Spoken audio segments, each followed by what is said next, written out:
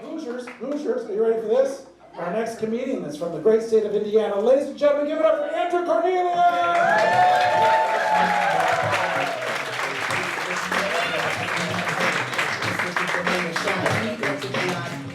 Let's get another round of applause for Georgia Reed, everybody.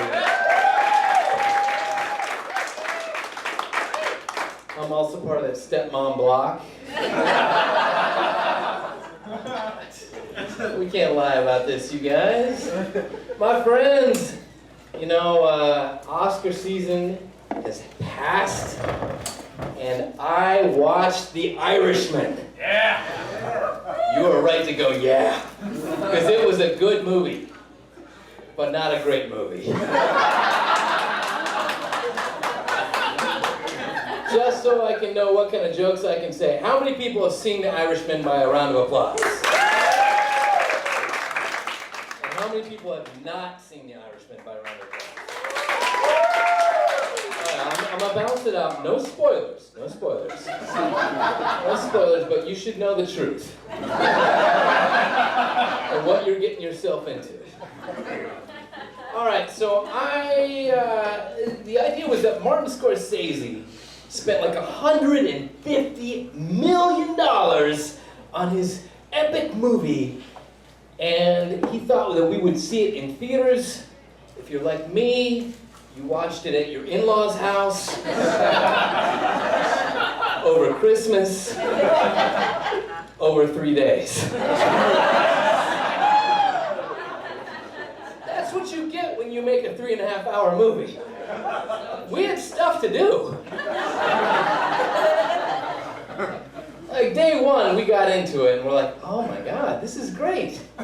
So Robert De Niro plays a hitman and they de-age him. And just so we're clear, I said de-age. They used a lot of that budget to make Robert De Niro look younger. It was amazing that the technology went into that. But what was weird is they only de-aged his face.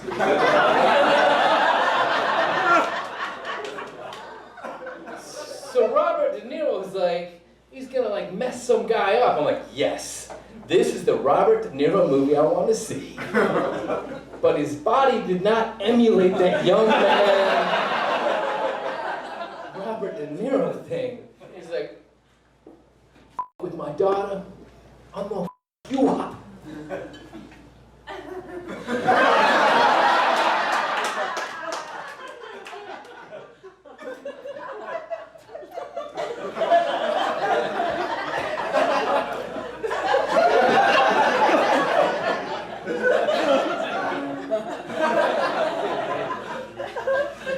Yeah, so you learned your lesson, right?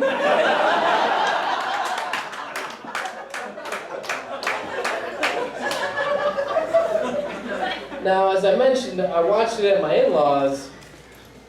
I made it through 30 minutes before George fell asleep. Because George had the recliner seat. We had to wake him up again. So I'm like, all right, day one, we didn't make a lot of progress. But day two, we made a lot more progress. And then we saw Joe Pesci. And Joe Pesci did a great job, but it's more a subdued Joe Pesci. Like the Joe Pesci I'm used to is like a guy who beats guys with baseball bats. That's the Joe Pesci we know and love. He had a rap career. That's not a joke, look it up later. This Joe Pesci just kind of seemed tired. Throw a couple million towards Joe Pesci, help him out. We made it like an hour and a half into the movie that day, and then we had to walk dogs. That's how it goes. Day three, we made some real progress. Day three, we saw Al Pacino. And if you're asking, is it the Al Pacino that I know and love? Yes. It is the unhinged Al Pacino. Like, it was Al Pacino doing Al Pacino, and I'm not so sure that he even knew he was Hoffa.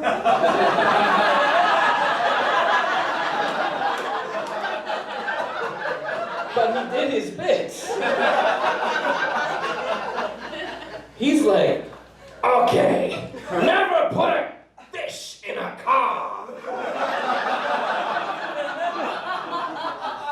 Which is good advice.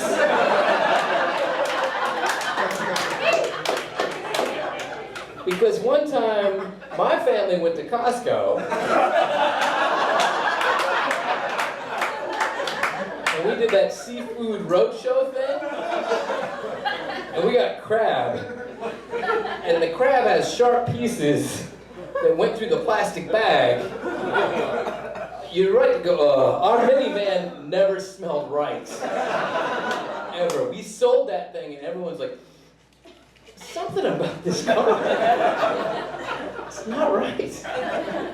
But Al Pacino knows. Like, I almost expected him to do like the, hoorah, Charlie, here we go. Like, that is the Al Pacino you get with that movie. It's amazing.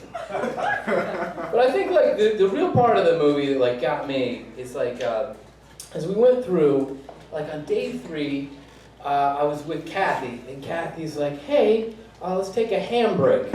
And just so we make sure we heard what I said, we took a break from more Christmas ham.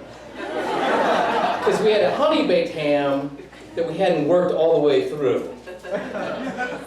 Like, at that break, she's like, I was telling her about how this movie talks a little bit about how the mob had an influence and killed JFK. And she goes, no, I know who killed JFK. And we were like, what? She's like, yeah, I know who killed JFK. I have a pen pal in prison who has clued me in to who has killed JFK. Now, I think in other circumstances, we would have been like, okay, let's follow this down the rabbit hole. But we're just 30 minutes away from finishing The Irishman. Because it's day 3. So we just ignored that. And if there's anything that I learned from The Irishman, it's this. Crime used to be very easy. Like if you wanted to murder someone and no one saw that murder, that was the end of it. Like the police were against the Italians, and like they were Irish, so they'd be like, tar. Was there a murder here? And the Italians would be like, there was, yes. And they're like, well then who shot him? And the Italians would be like, we didn't see. And the Irish would be like, all right, well, I guess it's another one for the cold case. You guys, I've been Andrew Cornelius. Thank you so much.